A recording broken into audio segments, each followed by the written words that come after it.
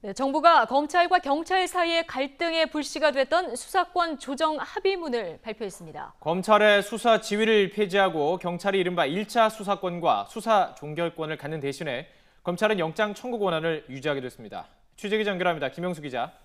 네, 사회부입니다. 네, 자, 합의문 내용부터 좀 간략하게 정리를 해주시죠.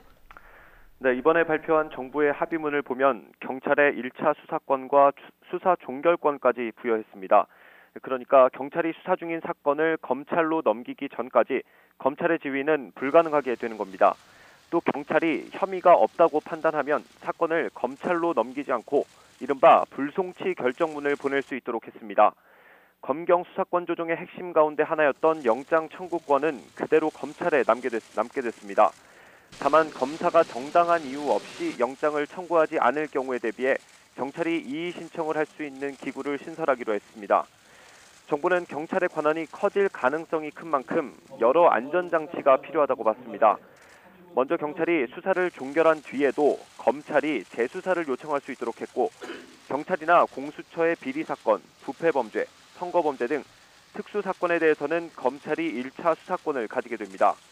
또 내년까지 서울과 세종, 제주 등에서 자치경찰제를 실시하고 경찰대 개혁 방안도 마련하기로 했습니다. 네, 이 검찰과 경찰 조직의 반응도 궁금한데요. 공식적인 입장은 나왔습니까? 네, 조금 전에 경찰이 공식 입장을 냈습니다. 경찰은 이번 합의가 선진 수사 구조로 변화하는 데 있어 의미 있는 진전이라며 전체적으로는 반기는 분위기였습니다. 다만 내부적으로는 환영과 실망이 엇갈리는 분위기입니다. 수사 지휘권이 사실상 폐지된 데다 종결권까지 가질 수 있게 됐기 때문입니다. 하지만 수사를 종결한 뒤에도 검찰이 이의 신청을 할 수 있도록 해 큰 의미가 없는 것 아니냐는 반응도 나옵니다.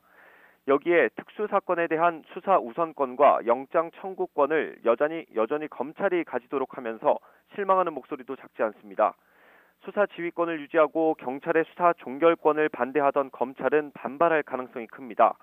이미 문무일 총장은 수사 적법성이 아주 중요한 시대가 됐다며 경찰의 수사 종결권에 대해 우려를 나타내기도 했습니다. 다만 정부가 검찰의 의견을 일부 반영해 경찰을 견제할 수 있는 장치를 뒀기 때문에 정면으로 반박할지는 미지수입니다. 공식적인 입장이 나오기를 기다려봐야 할 것으로 보입니다. 지금까지 사회부에서 전해드렸습니다.